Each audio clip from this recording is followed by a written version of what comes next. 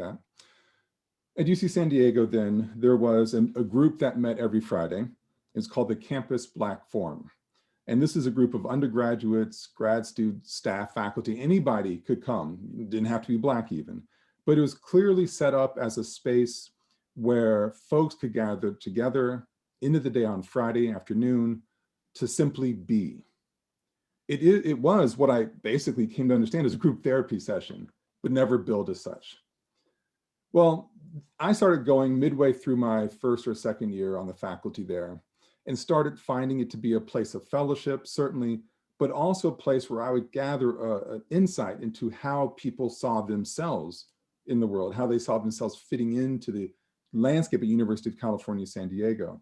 Now, there's a larger story I can't get into there, but that speaks to why this is such a pointed question, because in the state of California, at the University of California system, a commitment to affirmative action was being eliminated. And so you started to see at the very beginning to see a collapse of the numbers of African-American students, specifically at UC San Diego. In fact, at major research universities, it's not unusual to have a Black faculty percentage around 3%. Certainly too low, but that's what one would expect. But you always expect to have the Black student population to be higher by at least double or triple. At that moment, we were about to see the Black student population, in part because of these rules coming down from the state government, dip below the percentage of faculty at the campus. I've never seen anything like that. So it's in this spirit that we're meeting on this particular Friday. And on this occasion, there was a young woman. I'd not seen her before, a first-year student. We're early on in the school year. And she was having a rough time. You know, you could just tell by body language, she was just having a rough time. And one of the seniors in that group, a guy named Clifford Marks, and I say this very intentionally, very dark-skinned Black male, very committed to his appearance. He always had his Air Jordans that were just right, matching his wristbands were just right, matching his headband just right. He was always tricked out. I mean, Clifford carried himself with grace and with dignity and, you know, with a bit of sass, basically. Anyway, we're in this session, this meeting, and UCSD, I should also mention, haven't been there in a long time, but it's a science university. So biological sciences and engineering are really the main thing. So this student, this young woman whose name I don't recall, clearly having a rough day. And Clifford, bless his heart, said, "So what's going on? You look like you're just sort of down." And she was quiet for a moment, and then she finally said, "I'm just sick of it.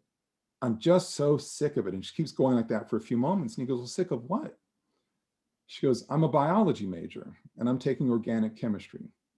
And I'm sick of the fact that when I walk into the lecture hall," and biology was a 2,000 person major. The lecture hall held about 600 students. Because I'm sick of the fact when I walk in to this lecture hall that I'm the only Black person there. And all these people turn and stare at me as I walk to find my seat. It's devastating. I mean, what do you say to somebody who's being exposed like that, who feels exposed and is being eyeballed as she walks to a place? Clifford, again, bless his heart, says, "Oh, that class. Yeah, I took that class." And I remember walking in the auditorium, the amphitheater, and feeling everybody look at me. And I remember thinking, my God, I must look particularly fine today. It was brilliant.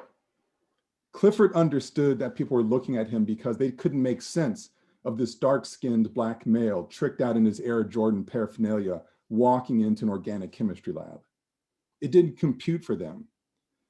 Clifford saw it, but he refused to accept their disbelief.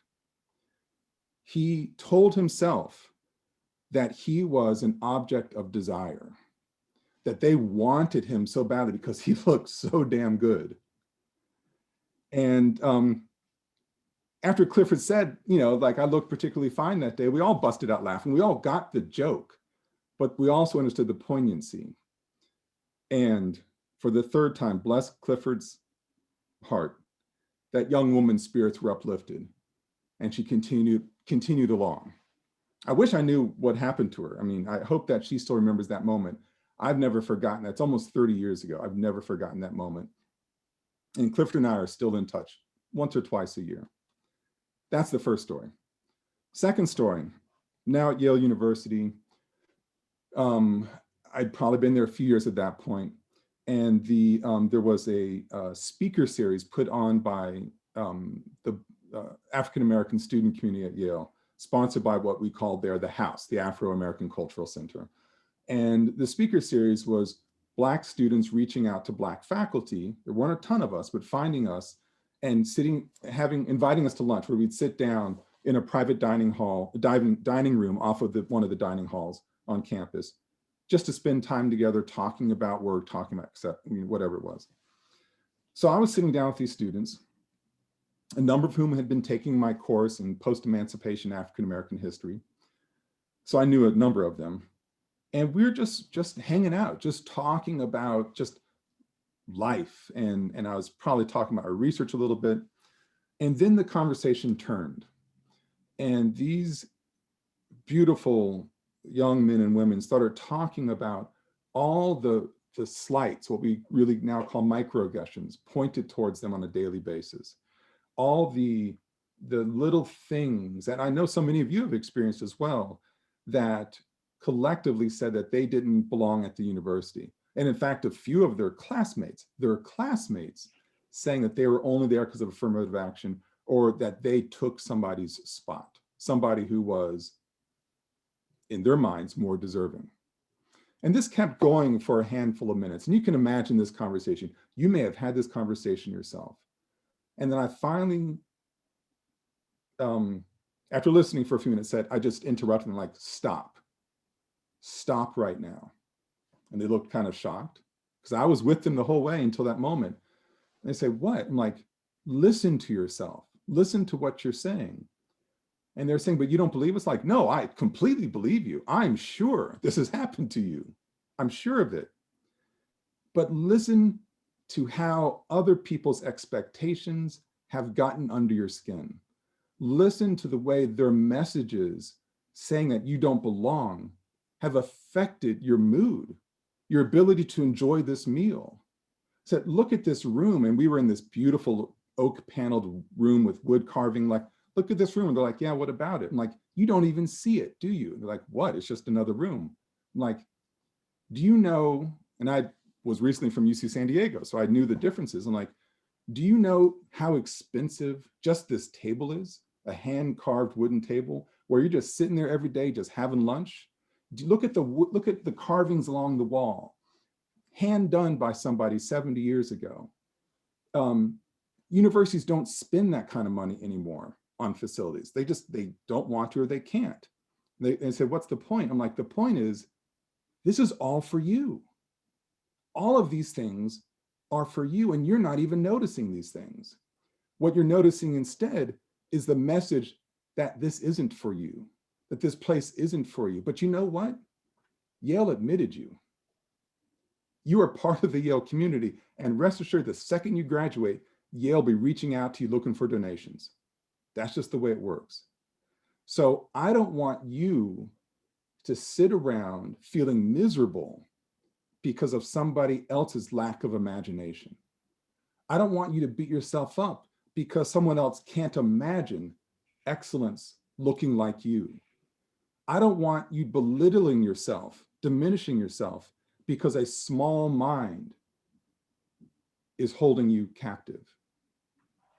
So they didn't know what to make of me. I mean, this is just like crazy talk, because they thought that I didn't have these kinds of experiences. But the fact is, I had all of those experiences too. These are difficult things to navigate. The message that the young woman at UC San Diego got that was implicit in the stare is that she didn't belong in that space. The message that these Yale students got from their friends implicitly or explicitly that they didn't belong in that space either. And I want to tell all the students that are on this, in this Zoom conversation, and I've certainly already told it to students at Rutgers, you cannot let anybody take your belonging away from you. Now, this is not easy because, my God, the messages we are hearing often can be overwhelming. I recognize that. I'm asking you to do a hard thing, but I'm asking you to do it for yourself, because not everybody's going to do it for you. You need to find your allies who will back you up. And yeah, sometimes you got to vent and get it out of your system, but please, at a deep level, don't let someone else's shortcomings, their inability to imagine your excellence, your beauty, your talent, your potential, don't let their short-sightedness become your hindrance. You can't do it. Now, is what I'm telling you fair? Absolutely not. There is nothing fair about it. But pardon me, I'm a historian of the United States of America who specializes in the African American experience. It isn't fair.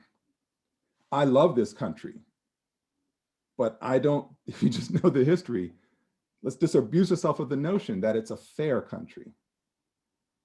It's a country that requires a lot of hard work, a country that, as Luis de la Hoz mentioned, you can get incredible returns on investment by hard work. You can do it.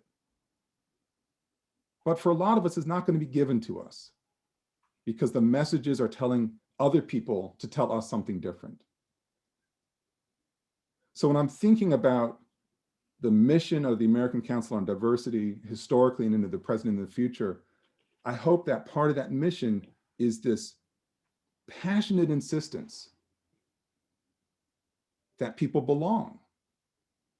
They may look different, they may love differently, they may speak different languages, they may come in different shapes and sizes, they may have different views, but they all belong.